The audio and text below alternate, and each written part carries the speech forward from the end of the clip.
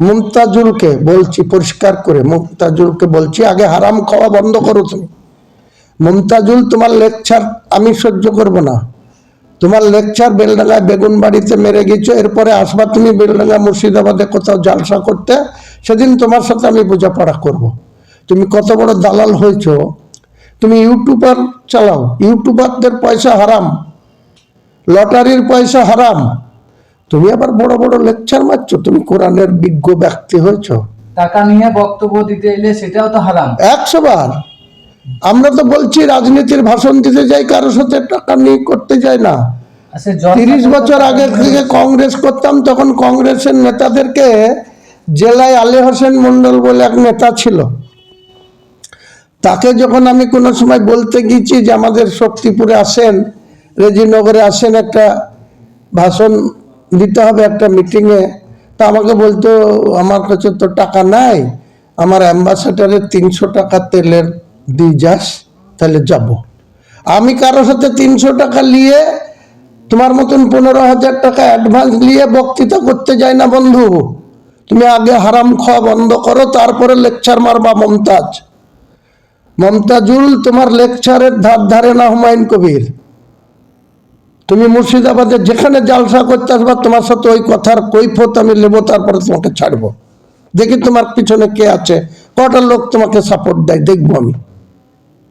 তোমার জালসা করে খাওয়া বন্ধ করে দেবো, তোমার মুনাফেকগিরি করা বন্ধ করে দেবো। মুমতাজুল, উনি জালসা করে বেড়ান, মুসলিম সমাজের কোরআন হাদিসকে বিক্রি করে খান, কোরআন হাদিস থেকে উদ্ধৃত করে টাকার বিনিময়ে তিনি জালসা করে বেড়ান। তিনি যদি এত উপদেশ দিচ্ছেন, তা তিনার উপদেশটা আমি গুরুত্ব দিতাম যদি তিনি 1 মাস আগে থেকে লোকের কাছ থেকে অ্যাডভান্স নিয়ে তারপরে তিনি কোরআন হাদিসের ব্যাখ্যা করতে যান।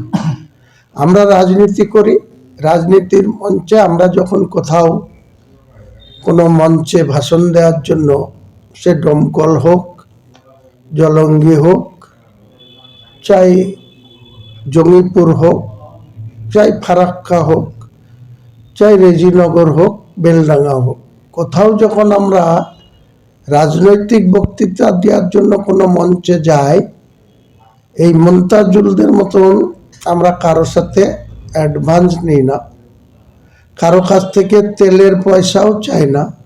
আমাদের গাড়ি রোজগারের পয়সায় তেল পুরে আমরা সেখানে গিয়ে বক্তৃতা করতে যাই। কাজে এখান থেকে মুমতাজুলদের সঙ্গে আমার পার্থক্য। কারণ মুমতাজুলরা কোরআন হাদিসকে ব্যাখ্যা করে মানুষকে বোঝাতে যায়, কিন্তু নিঃস্বার্থে না, নিজের ব্যক্তিগত স্বার্থটাকে আগে মানে কার্যকরী করে, বা আগে অ্যাডভান্স টাকা নেয়, তারপরে তিনি যে ভাষণ মারতে যান। তিনি আবার আমাকে জ্ঞান দিচ্ছে যে একটি ইসলামিক হসপিটাল করলে ভালো হতো, একটি মসজিদের কোনো দরকার নেই।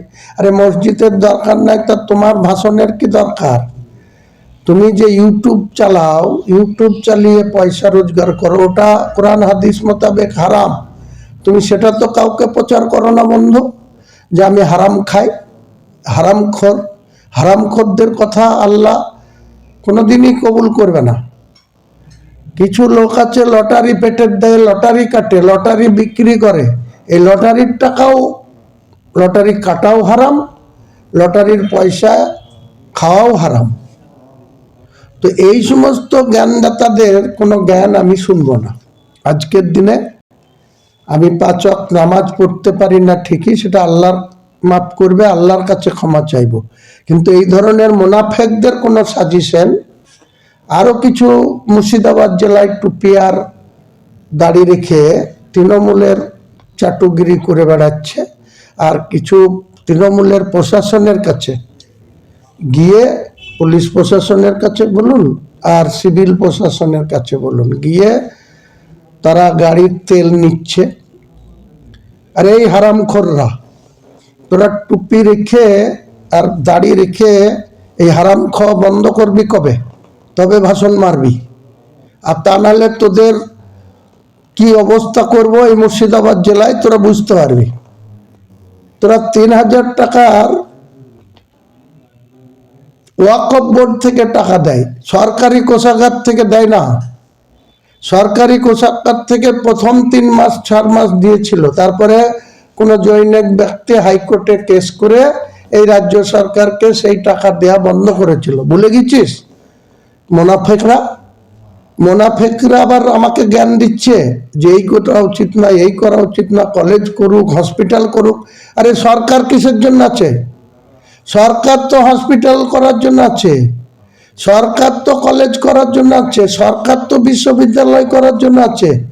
এখানে একটা এত বড় জেলা একটা মেডিকেল কলেজ আছে, তার পরিষেবা সারাদিন আপনারা যান, যে ভিজিট করুন, কটা মানুষ বিনা চিকিৎসায়, একটা রুগী দুটো বেডে, একটা বেডে দুটো করে রুগী, 3টে করে রুগী শুয়ে রাখা হচ্ছে।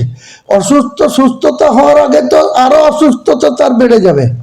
সেসব জায়গায় তোমার কথা বলার ক্ষমতা নাই। তুমি বড় বড় জ্ঞান দিচ্ছ। আব্দুর রাজ্জাক মৌলানা তার বউকে নিজে পঞ্চায়েত সমিতির সভাপতি করে রেখেছে, সে আবার রাজ্য সম্পাদক হয়েছে, জেলার ইমাম সংগঠনের সম্পাদক। সে কাল বড় বড় ভাষণ দিচ্ছে যে পরিবেশ নষ্ট হচ্ছে, আমি নাকি বাবরি মসজিদ করব বলেছি, তার জন্য দাঙ্গা লাগিয়ে যেতে পারে, কাজে এই ধরনের কাজ না করতে। এই মুনাফেক, তুই যখন লোকের কাছ থেকে তেল নিয়ে বেড়াস, বিডিওর কাছ থেকে, ওসিদের কাছ থেকে, কোন নীতিতে তুই নিয়ে বেড়াস মুনাফেক? তুই মুনাফেকের জ্ঞান আমাকে শুনতে হবে।